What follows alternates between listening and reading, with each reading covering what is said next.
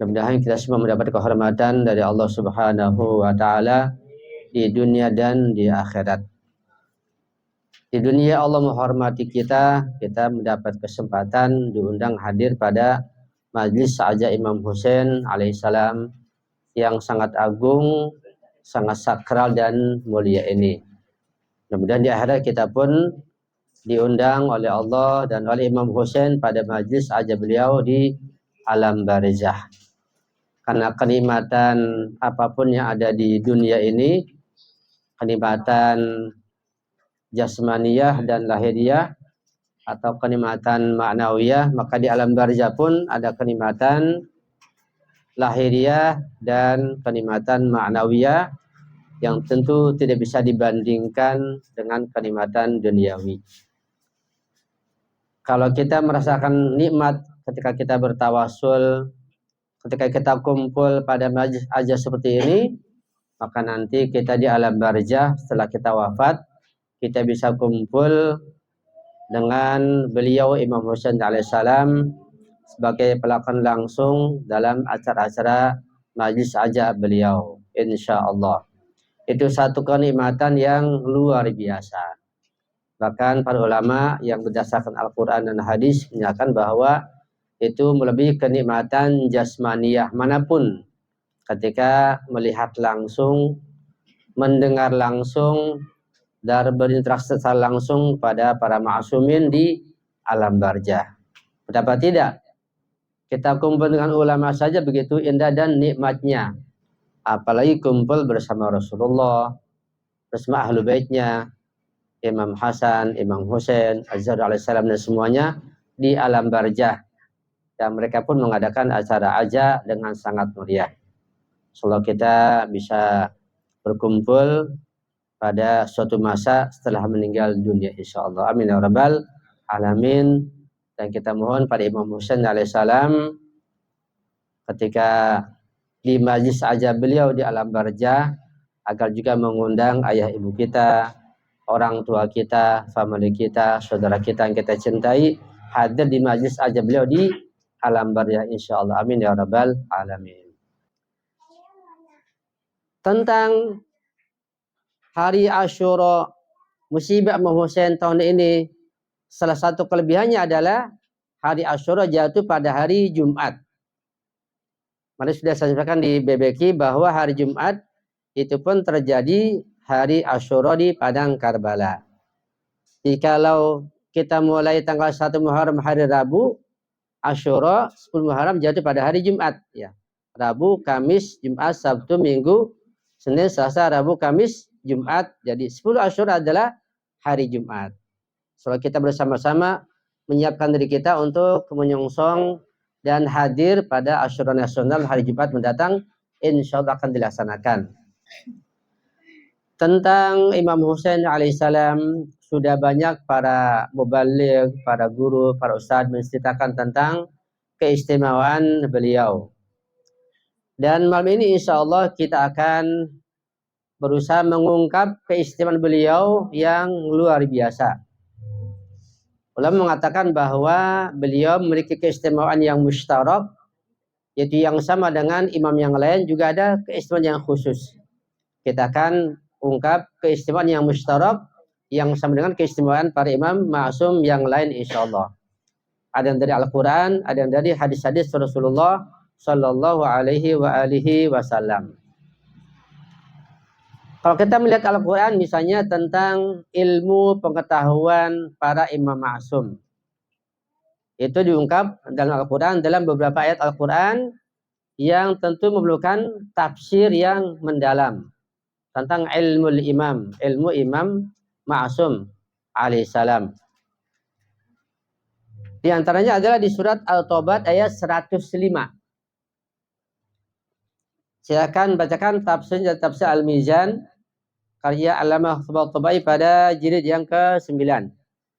Nah, terkait masalah khosais atau sifat-sifat mulia para imam ma'sum, di antaranya ilmu para ma'sumin yang Allah ungkap di dalam Al-Quran Al-Karim. Itu pun satu bukti bahwa Imam Ma'sum itu memiliki sifat yang tinggi yang tidak dimiliki oleh para ulama selain Imam Ma'sum. Di surat At-Taubah ayat 105 Allah berfirman, A'udzubillahi minasyaitonir rajim. Bismillahirrahmanirrahim. Wa qul i'malu fasayarallahu 'amalakum wa rasuluhu wal mu'minun. Kalau kita melihat tentang al-mu'minun di dalam Al-Quran, maka kita akan dapati ada 3 tingkatan orang-orang yang beriman di dalam Al-Quran. Pertama, al-mu'minun yang pertama, yang lebih rendah atau paling dasar, yaitu semua orang yang beriman kepada Allah Subhanahu wa taala, kepada Rasulullah, pada malaikat, pada hari akhirat. Itu tingkat pertama. Misalnya ayat yang berbunyi, ya ayyuhalladzina amanu kutiba alaikumusiyam. Wahai orang-orang yang beriman, diwajibkan pada kalian untuk berpuasa. Ini puasa dianjurkan atau disuruh oleh Allah kepada orang yang beriman. Orang beriman yang mana? Ya semua orang yang beriman. Apapun mazhabnya, apapun tingkatannya. Yaitu yang percaya kepada Allah, pada Rasulullah, pada hari akhirat, pada malaikat. Itu orang yang beriman. Apapun mazhabnya. Ini peringkat orang yang beriman, kaum mukminin yang pertama, yang paling dasar. Mendapat perintah, kewajiban melaksanakan puasa. Dan gitulah khitab yang lain tentang masalah ibadah seperti sholat, puasa, jihad dan yang lainnya. Ini khitabnya ditujukan kepada seluruh orang-orang yang beriman. Namanya kaum mukminin bil ma'nal am. Ya. Dan banyak contoh yang lain. Nanti ada ayat-ayat yang sebenarnya khitabnya untuk orang yang beriman seluruhnya secara umum. Al-mu'minun bil ma'nal am, tapi karena mereka tidak mengamalkan kecuali orang-orang khusus, maka ayat ini khusus buat orang-orang yang beriman yang berwilayah. Ini tingkatannya lebih tinggi. Dan kita insya Allah termasuk orang beriman yang sudah menaik derajat kita, yaitu al-mu'minun ditambah dengan al-wilayah. Wilayah ahlul bait alaihissalam.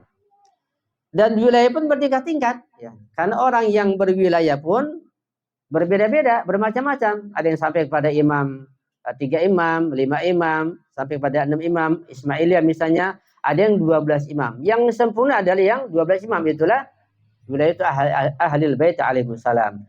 Yang sempurna.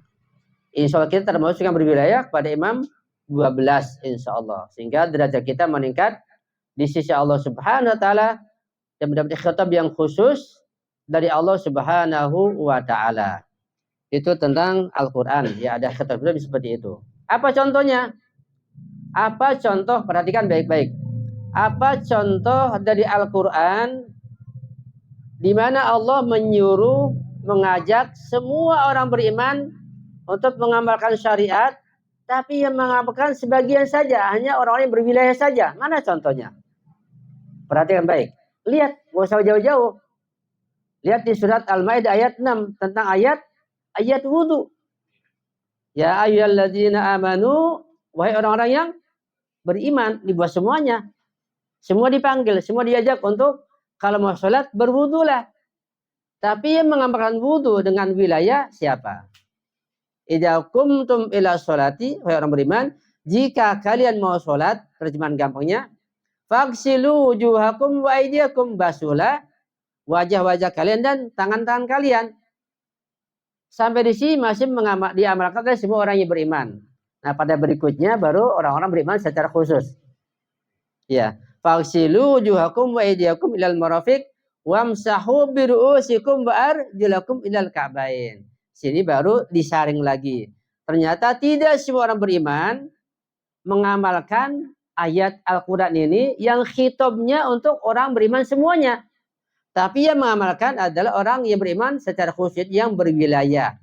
Nah, sehingga kita lihat bahwa kaum mukminin yang berwilayah yang mengamalkan Al-Quran ini, yaitu wudunya, membasuh muka, membasuh kedua tangan, mengusap kepala dan mengusap kedua kaki. Al-Quran mengatakan sangat gamblang, sangat jelas. Siapa yang berani membantah? Ini contoh Al-Quran sangat jelas seperti matahari di siang hari. Ulama paham. Orang awam yang ngerti Al-Quran apalagi ulama masa nggak paham. Sangat gamblang, sangat jelas ayat ini. Bahkan lebih jelas lagi ketika Rasulullah dan para imam ma'sum yang sebagai contoh tauladan di masanya masing-masing mengamalkan ayat ini. Tidak ada yang berbeda. Sehingga wudunya para imam ma'sum dan sahabat setia mereka, mulai dari Imam Ali, Imam Hasan, Imam Husain, Imam Sajjad, Imam Bakir, Imam Shadiq, terus sampai ke Imam 12 dan para marji kita, wudunya sama, nggak ada beda.